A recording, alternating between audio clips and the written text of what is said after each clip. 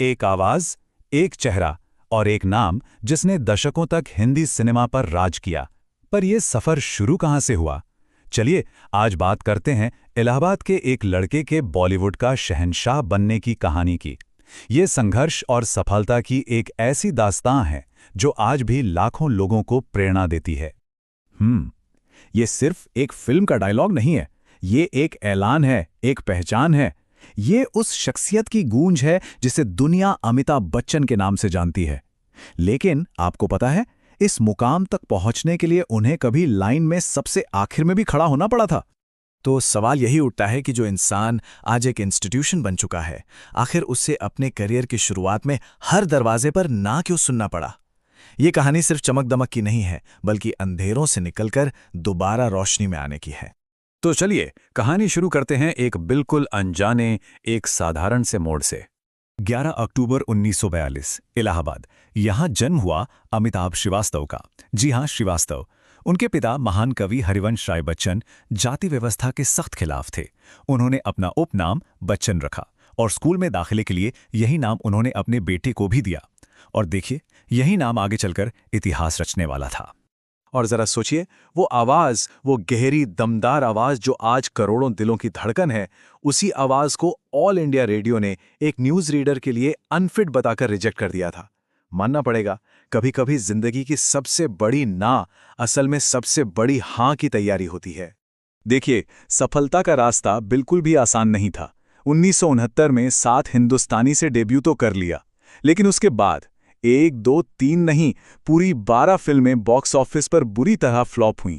3 साल का लंबा इंतजार, लगातार नाकामी, और फिर 1973 में आई जंजीर, जिसने हिंदी सिनेमा का चेहरा ही हमेशा के लिए बदल दिया।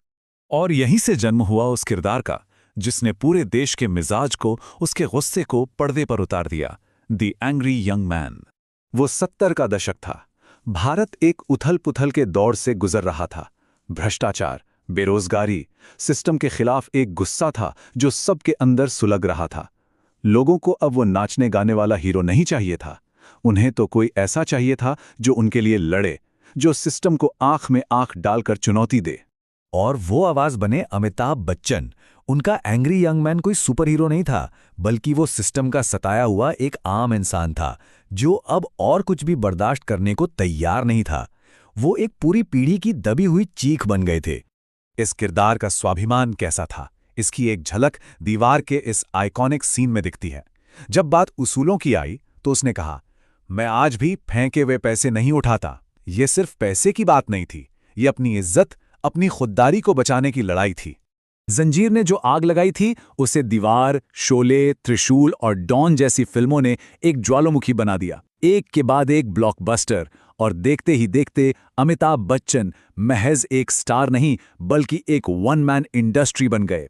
सब कुछ बिल्कुल सही चल रहा था, करियर अपनी बुलंदी पर था, और फिर एक दिन सेट पर कुछ ऐसा हुआ जिसने जैसे वक्त को ही रोक दिया। तारीख थी 26 जुलाई 1982, कुली का सेट। एक एक्शन सीन गलत हुआ और अमिताभ बच्चन सीधे मौत के दरवाजे पर पहुंच गए। ये सिर्फ एक फिल्म स्टार का एक्सीडेंट नहीं था, ये जैसे एक राष्ट्रीय संकट बन गया था। मंदिरों से लेकर मस्जिदों तक पूरे देश ने उनके लिए दुआएं की।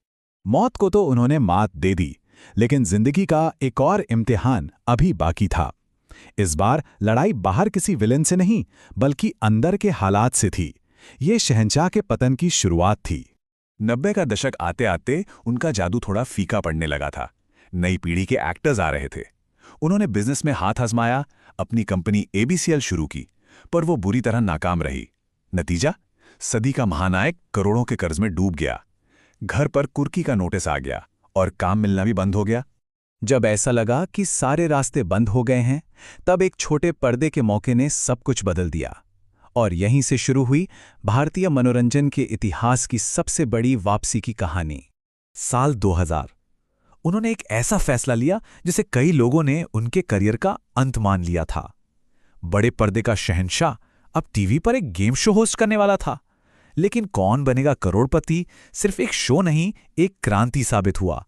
इसने न सिर्फ अमिताभ बच्चन को उनका खोया मुकाम वापस दिलाया, बल्कि टीवी को वो सम्मान दिलाया जो उसे पहले कभी नहीं मिला था। और जरा इस कमाल के ट्रांसफॉर्मेशन को देखिए। पर्दे पर सिस्टम से लड़ने वाला वो एंग्री यंग मैन अब टीवी पर एक दोस्त, एक गाइड, एक पिता जैसा बन चुका था। वो अब विद्रोही नहीं बल्कि भरोसेमंद था। उनकी दमदार आवाज अब डराती नहीं बल्कि देवियों और सज्जनों कहकर सम्मान देती थी। ये वाकई एक जीनियस रीइन्वेंशन था। और इस शानदार वापसी के बाद उनकी विरासत और भी ज्यादा बुलंद हो गई। वो अब सिर्फ सुपरस्टार नहीं थे, वो बन चुके थे सदी के महानायक। एक दिलचस्प बात बताता हूं। केबीसी की सफलता से ठीक एक साल पहले 1999 में बीबीसी के एक ग्लोबल ऑनलाइन पोल ने उन्हें स्टार ऑफ द मिलेनियम यानी सदी का सबसे महान सितारा घोषित कर दिया था।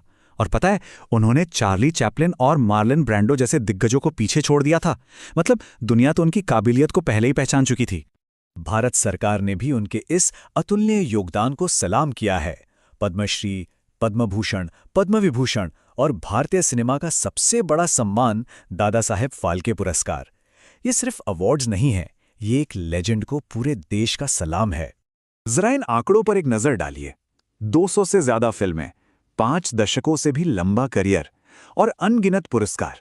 ये नंबर सिर्फ नंबर्स नहीं है, ये मेहनत, लगन और कभी भी हार ना मानने वाले जज्बे की कहानी कहते हैं। बिग बी कहें या शहंशाह, नाम कोई भी हो, सच तो ये है कि अमिताभ बच्चन सिर्फ एक एक्टर नहीं बल्कि भारतीय सिनेमा का एक पूरा अध्याय हैं। एक ऐसी संस्था जिसने एक्टिंग के मायने ही बदल दिए।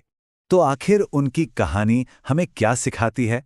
शायद यही कि शिखर पर पहुंचना बहुत बड़ी बात है, लेकिन गिरकर, सब कुछ खोकर दोबारा उसी शिखर को हासिल करना असली कामयाबी है।